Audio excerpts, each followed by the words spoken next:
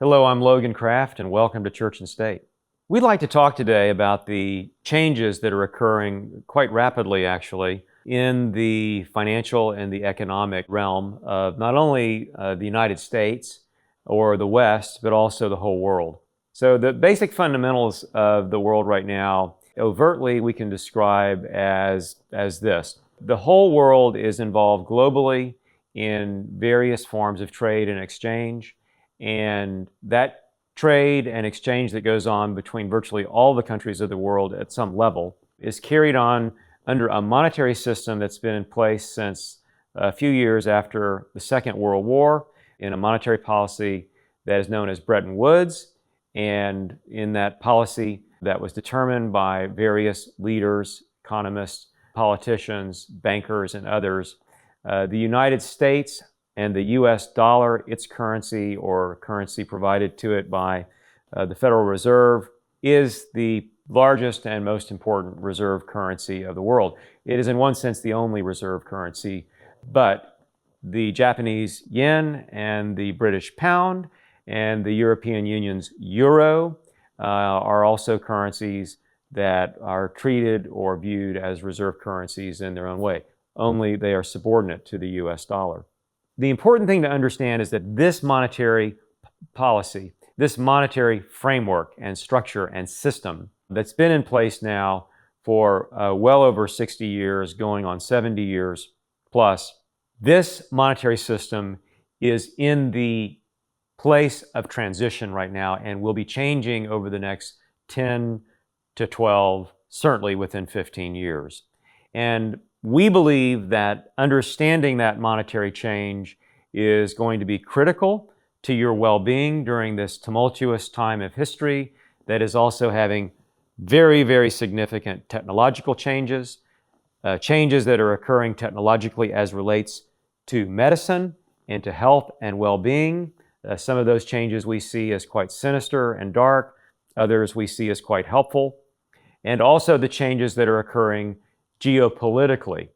In one sense, although the world operates under a unitary monetary policy with the dollar as the reserve currency by default, as it is by intention through Bretton Woods, many of the countries that are not allies but rather adversaries of the United States in one way or another, such as China and Russia, they are overtly not allied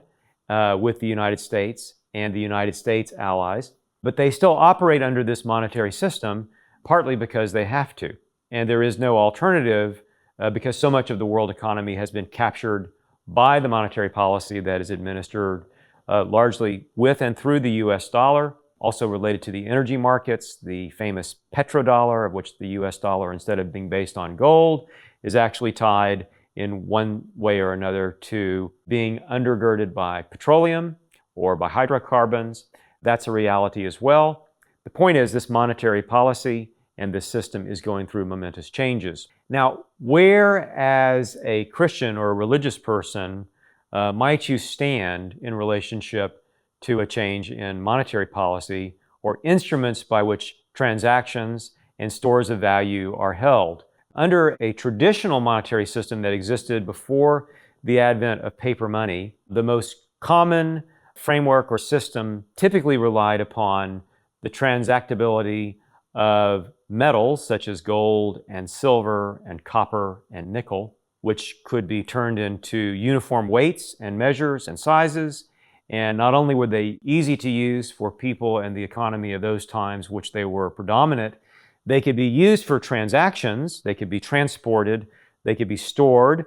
without any diminishment in their value because they were not susceptible to erosion or to deterioration because they're metals and primary elements, but also because they had a value intrinsic to themselves. They could be used for transaction and they were a store of value. One of the criticisms of the present monetary system since the advent of Bretton Woods and before it, but especially since, quote, paper currencies have gone off of being attached to redemption in gold or silver, is that they have no intrinsic value. They can be used for transaction, but they don't have a store of value in themselves, like gold or silver. So those are normally the two things in monetary policy, or in understanding what is currency or money, that makes a valid currency. But I think the argument that paper money has no value intrinsic to itself is a bit of a weak argument, although I understand where it's coming from. And I personally believe that there is intrinsic value in something like metals, and that they should be, and indeed still are, used for transactions. Nevertheless, what we want to look at is what's coming and what's changing, and understand how that affects the government and the state that you live in. Let me give you some light, or shed some light, on just trying to understand the monetary world we live in relationship to the nation state. The way monetary policy works today, apart from the dollar and these other reserve currencies I mentioned, which are the big behemoth currencies, they're the ones that actually control the other currencies, that most nation states, sovereign nations, members of the United Nations,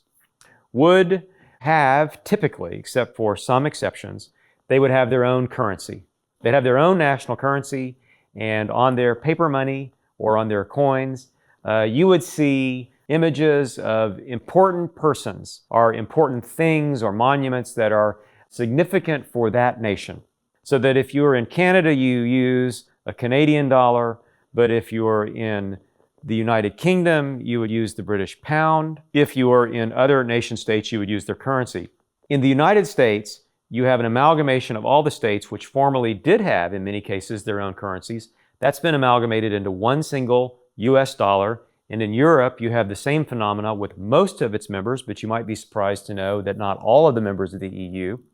use the euro. For instance, Denmark and other countries actually have retained their own currency, as did Great Britain when they were a member of the EU. So what's significant about this is, though, the development of the euro and the development of the dollar earlier on for the states that comprise the United States, is they actually are a picture of where things are going globally. And that pathway is one in which the sovereignty and the ability for a nation state to control through its own legislative and judicial process its destiny, so to speak, is tied to some degree on its own individual sovereign currency, even though it is subject to the great reserve currencies of the world and other currencies that it interacts or trades with. What we're seeing right now with the advent of digital currency, whether you want to call it cryptocurrency or just call it digital currency, is that there is a process that is occurring where the economic sovereignty of various nation states is being eroded through what will ultimately be, we believe, a displacement of national currencies with global digital currencies or regional digital currencies. In one sense, when you talk about, for example, the United Nations, it's a bit of a misnomer to call it the United Nations, in our opinion. We believe that the end game, or the ultimate structure that the United Nations would very much advocate for, and which is in their primary documentation, is not so much a globe or a world made up of the numerous nation states that comprise the political map today, that those nation states, as individual sovereignties, actually under the United Nations advocacy, will be amalgamated into 8 or 10, or at the very most, perhaps 12 regions of the world. Now, this is important to understand, because if that's the case, and it is certainly in the documentation for the advocates of the future program, the future construct of nations, then it would be better to call it not the United Nations, but the United Regions. And therefore, we would see the globe breaking up, as it already is, under trade agreements and under alliances of various kinds, and of migration and visitation ability, worker rights, the ability to be a temporary resident regionally across the globe, rather than having any sort of strict national sovereignty. Because we see that as, in one sense, inevitable, although not occurring without a great global crisis and probably a war, we do believe that the stage is being set economically for this regionalization of the world, which is already occurring and is already evident. But the big reality of that coming into being can only occur if the national sovereignties are compromised through the loss of their national currencies. And the replacement for that will be one form or another of digital currency, which we typically call today, at the time of this taping, cryptocurrencies. That is the future. Cryptocurrencies will be what you use, and you shall use them and transact with them and carry them in one way or another as a store of value, until from a Christian standpoint, we are no longer able to transact as the regional, global government may dictate.